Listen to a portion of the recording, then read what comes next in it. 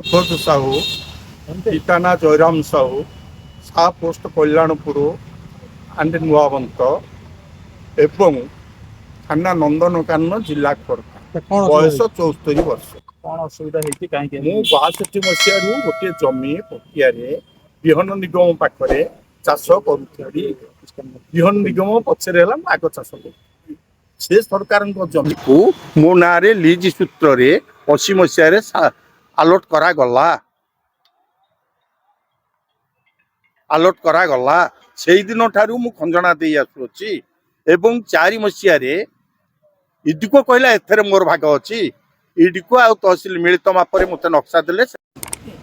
ଏବେ ସଞ୍ଜୟ ପାତ୍ର ବୋଲି ଜଣେ ଲୋକ ଆସିছে ପାଚେରୀ ଭାଙ୍ଗୁଛି। ପାଚେରୀ ଭାଙ୍ଗିଲା ଭିତରେ ମୁଁ ଯାଇ ଥାନାରେ ଜଣେଇଲି।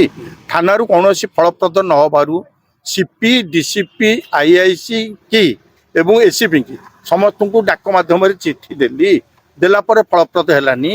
ତାପରେ କାଲି ମୋହନ ମାଝୀଙ୍କ ଅଫିସକି ଆସିଲି, ସେଠି ଚିଠି ଦେଲି। ଏପର୍ଯ୍ୟନ୍ତ କାମ ଚାଲିଛି, କାର୍ଯ୍ୟରତ ସବୁ ଚାଲିଛି। 4-6 ଜଣ ଗୁଣ୍ଡା ଜଗେଇଛି କାମ କରୁଛି। ସେ ଗୁଣ୍ଡାରେ ମୁଖ୍ୟ ଆସାମୀ ହେଉଛି ସନ୍ତୋଷ କୁମାର, ଯେ କି କହି ହେଉଛି ମୁଁ ହେଉଛି ମୁଖ୍ୟମନ୍ତ୍ରୀଙ୍କର ଡାହାଣ ହାତ। ଶିଶୁ ବିହାରରେ ମୁଖ୍ୟମନ୍ତ୍ରୀ ଥିଲାବେଳେ ଏମଏଲଏ, ସେତେବେଳେ ସେ ମୋ ସାଙ୍ଗେ ଭଲ ପରିଚୟ। ମୁଁ ତାଙ୍କ ଘରକୁ ଯାଉଛି, ସେଇ ଏଗୁଡ଼ା କରୁଛି।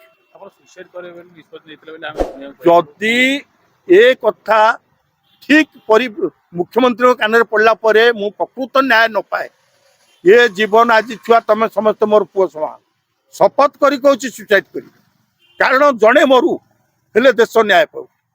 କୋଉଠି ଅବହେଳା ହଉଛି ବୋଲି ଆପଣଙ୍କୁ ଲାଗୁଛି? ଅବହେଳା ସମ୍ପୂର୍ଣ୍ଣ ଆଇଆଇସି କହୁଛି ମତେ ଉପରୁ ପ୍ରେସର ହଉଛି।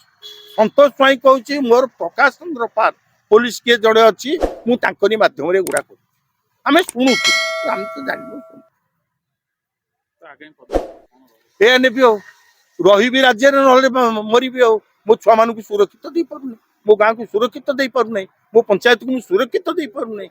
ନ୍ୟାୟ ପଇଲେ ନ୍ୟାୟ ଦେଇପାରୁନାହିଁ। ଯୋଉଠି ନ୍ୟାୟରେ ତାର ଭୁଲ ହଉଛି ସେଠି କଳି କରୁଛି। ନ ମିଳିବ କେମିତି? ଜଣେ ମରିଯାଉ, ଜଣେ ମରିଗଲେ ଯଦି ସମସ୍ତଙ୍କ ଚେତନା ପଶି ଯାଇପାରେ, ହେଲେ ଜୀବନଟା ଯାଉ, ଭାରି ଦୁଃଖ ନାହିଁ। ଆଉ କଣ କରିବା ବାବା? ଆଉ କଣ କରିପାରିବା? ଆମେ ତ ଚାଷୀ ମୂଲିଆ ଲୋକ, ଆଉ କଣ କରିପାରିବା? ଆମେ ଯାହା ଶୁଣୁଛୁ ତାହା କରୁ।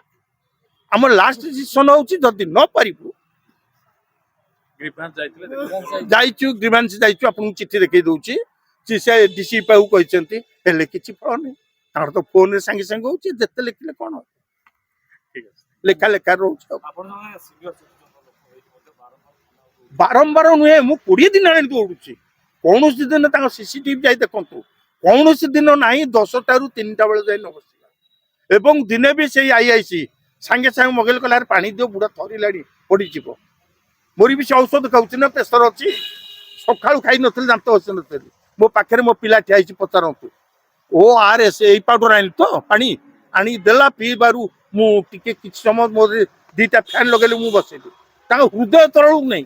ପ୍ରକୃତ ନ୍ୟାୟକୁ କେମିତି ସମର୍ଥନ କରିବା ଏବଂ ହାଇକୋର୍ଟକୁ କେମିତି ଆମେ ହାଇକୋର୍ଟର ମାନ୍ୟତା ରଖିବା। ଗୋଟେ ପ୍ରକାର ସାର୍ କହିପାରିବା, ଭୁବନେଶ୍ୱରରେ ମାଫିଆ ରାଜ ଚାଲିଛି। ଭୁବନେଶ୍ୱରରେ ମୁଁ ଆଜ୍ଞା ଭୁବନେଶ୍ୱର କଥା ଏତେ ବଡ, ମୁଁ ମୋ ଏରିଆରେ ଦେଖିଲି ଗୋଟିଏ ଲୋକ ମାଫିଆ ଚଲେଇଛି, ହଉଛି ସନ୍ତୋଷ କୁମାର। ନା ନାଇଁ, ସେଇଟା ହେଇପାରେ। ଟଙ୍କାଟା ତ ମୁଁ କହିପାରିବିନି ଇନ୍ସପେକ୍ଟରଙ୍କ କଥା। କାହିଁକି ନା ମୁଁ ଜାଣୁଛି ଟଙ୍କା ନେବାର, ମୁଁ ଜାଣିନି। ଏବଂ ମୁଁ ସତ କଥା କହିବାକୁ ଗଲେ ତାଙ୍କୁ ଯାଚିଛି, ସେ ନାହିଁ କରୁଛି। ମୁଁ ଯଦି ସେମିତି କିଛି ଅଛି ନିଅନ୍ତୁ, ସେ ନାହିଁ କରୁଛି। କାରଣ ସେ ସାହାଯ୍ୟ କରିବେନି, ନେବେ କାହିଁ?